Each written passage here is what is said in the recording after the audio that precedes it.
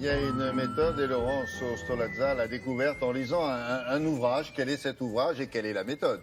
La méthode NERTI. NERTI, c'est nettoyage émotionnel rapide des traumatismes inconscients, développé par l'auteur de cet ouvrage qui s'appelle Luc Geiger, pour aider le plus grand nombre d'entre nous à retrouver une vie normale et en se libérant seul et définitivement de toutes nos phobies, des émotions toxiques, les angoisses, les paniques, la jalousie, la timidité, la colère. Et c'est intéressant parce que selon l'OMS, un adulte sur deux éprouve des peurs excessives et gênantes et 12% souffrent de phobies, de panique très invalidantes. Alors les plus répandues, c'est la peur du vide, de l'eau, la peur de l'avion, des insectes, les araignées, les souris, peur de la foule, de parler en public, vous le disiez.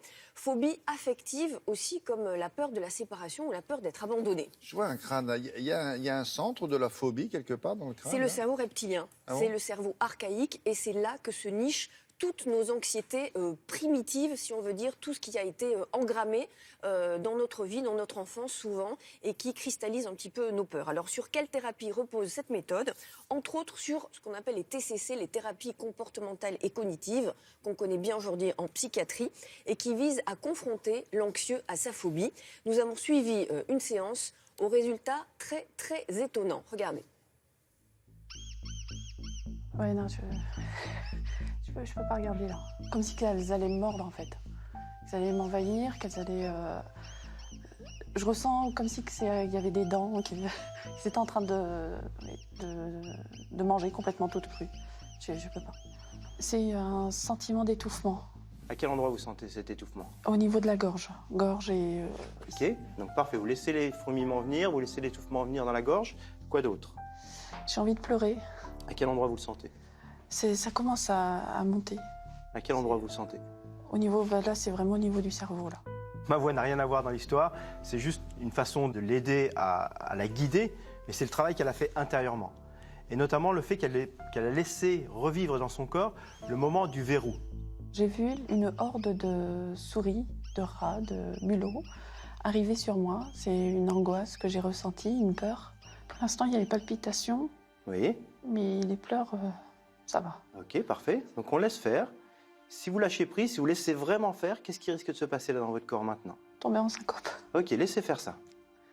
Ce que j'appelle le moment du verrou, c'est le moment où le cerveau reptilien a cru mourir, c'est-à-dire c'est un moment de perte de connaissance, un moment de syncope, qui était en mémoire dans son corps. Et c'est les moments où elle disait « je m'enfonce », ou les moments où elle avait l'impression de tourner. Comment vous le sentez physiquement, cette sensation de tomber en syncope? J'ai encore le cerveau qui réagit en me disant ça va, ça va. Ça continue à tourner? Non, ça va, là ça va. C'est Ok. plutôt les pleurs qui... Ça, c'est les moments de verrou. C'est les moments où c'est la mémoire dans le corps de cette syncope, mais sans la syncope réelle. Les mains moites. Ok, parfait. Laissez faire les mains moites, la tête qui tourne. Laissez-vous embarquer là-dedans. Qu'est-ce qui se passe? Ça se calme un peu? Ça calme un peu. Ok. Ça tourne plus? Non, ça va. Est-ce que vous sentez bien vos bras, bien vos jambes? Oui. Et c'est là où le cerveau reptilien se rend compte que dans ce moment où il est censé mourir, c'est-à-dire le moment où il est censé perdre connaissance, ben, il ne perd pas connaissance. Et donc comme il ne perd pas connaissance, il se dit, ben, normalement je meurs, mais je ne meurs pas. Normalement je meurs, mais je ne meurs pas. Il arrête de réagir. Quand vous voulez, vous revenez avec moi, vous rouvrez les yeux.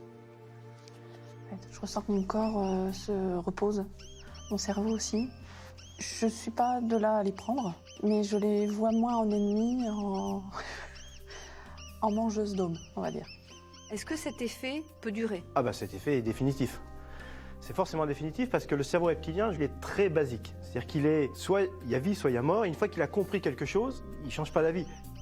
Il m'a retiré en fait le sentiment de peur ou de haine contre cet animal.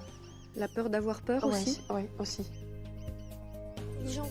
Le cerveau reptilien, c'est pas le cerveau Vous êtes intelligent. une tortionnaire, la pauvre, vous en dégrande, elle a pleuré. Ouais, on était assez mal pour elle en fait, mais ce qu'on a vu de nos yeux vus, Ça c'est marche, que là ça marche. Alors on a essayé avec quelqu'un d'autre qui avait peur de l'avion, il a moins lâché prise, donc ça a mis beaucoup plus de temps, donc il faut quand même être en condition et lâcher Et prise. il faut le refaire plusieurs fois, ça, ou c'est pas Là, nécessaire? pour le coup, première séance, c'était la première séance qu'elle Ouais. faisait, ça a marché. Bon.